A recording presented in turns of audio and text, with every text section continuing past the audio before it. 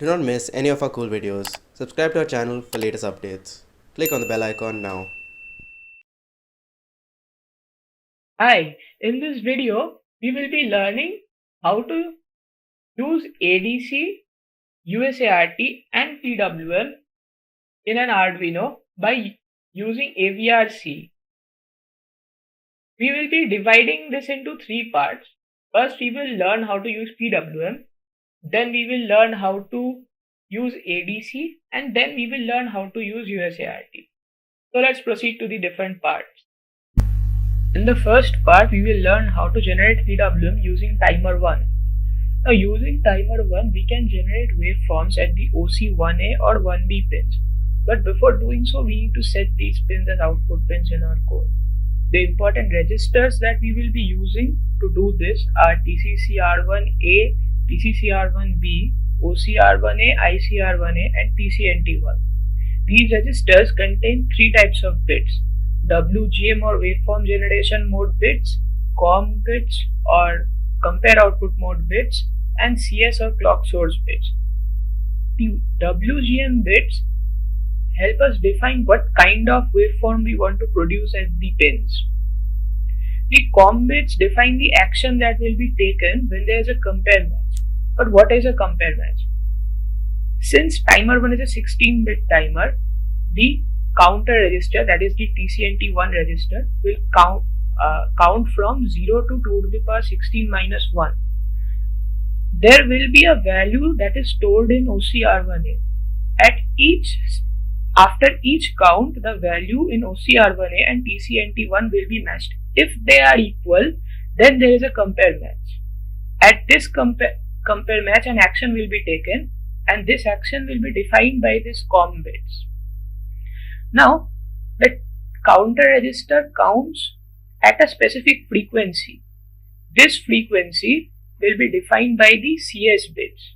We can choose it to be a factor of the original frequency of the Atmega 328P. Now, the TCNT counter usually counts till 2 to the power 16 minus 1, but we can instruct it to count to a lower value. In the mode that we will be selecting, that is row 14 in this table, we will be instructing TCNT1 to count till the value that is stored in ICR1. Now let us look at the code that we have written. So as I said in the beginning, we have to set the OC1A pin as output pin. So I have done that by setting whole port B as an output port, and then I've chosen the required settings that I'll be choosing according to these tables. I've set the top value to which TCNT1 will be counting as 39,999. That is, there will be 40,000 ticks. And I've set the value in OCR1A as 19,999. That is, after each 20,000 ticks, an action will be taken according to the values that I've set in the COM bits. Now let us see the code in action by simulating this circuit. I've connected this oscilloscope at this terminal so that we can see what kind of waveform we are getting. As you can see, we are getting this PWM waveform, or this duty cycle corresponds to the values that we have set in the specific registers. In the last part, the duty cycle of our PWM was fixed, but we will want to vary it using a potentiometer. For this, we will be using ADC. We will be reading data from the potentiometer using ADC to the ADC1 pin. And the important registers that we will be using in this work are ADMUX, ADC-SRA, ADCL and ADCH. Since we are using ADC1 pin for reading data, we will set the last 4 bits, that is the MUX bits of the ADMUX register accordingly. Now, the ADC in Atmega 328P is a 10-bit ADC. So This means that the data that will be stored in it is a 10-bit value, but we want to read an 8-bit value from ADC. To do this, we can do two things. We can read the entire 10-bit value and divide it by 4, or we can enable the ADLAR bit in ADMUX register. This will shift all the bits in the ADC register towards the left, and after shifting them towards the left, we can read, instead of reading both ADCH and ADCL, we can read only ADCH. In this way, we will be reading the 8 most significant bits of the 10-bit value that is being stored in ADC. Now, to use ADC, we have to enable the ADEN. We have to enable ADC, and for that, we have to set the ADEN bit of ADC SRA as 1. To start a conversion, we have to set the ADSC bit as 1. And as soon as the conversion ends, the ADSC bit becomes 0. If we set it 1 once again, another conversion will start. Now let's have a look at the code. We have the same init PWM function that we used before. We introduced two new functions in this code, init ADC and read ADC. In init ADC, we have just chosen the settings that we will be using. The ADPS bits sets the frequency of the input clock for ADC. In the read ADC function, we have set the ADSC bit as 1 to start a conversion. Then this while loop will go on as long as the ADSC bit is 1. As soon as it becomes 0, the condition inside the while loop becomes false, and we get out of the loop, and the function returns the value of ADCH. In the main part, we are initializing PWM and ADC, and we are reading the value from ADC and assigning 10 times that value to OCR1A. In this way, the duty cycle of PWM is changing. Now, if we look at the simulation of this circuit, this is the waveform of the PWM that is being generated. As we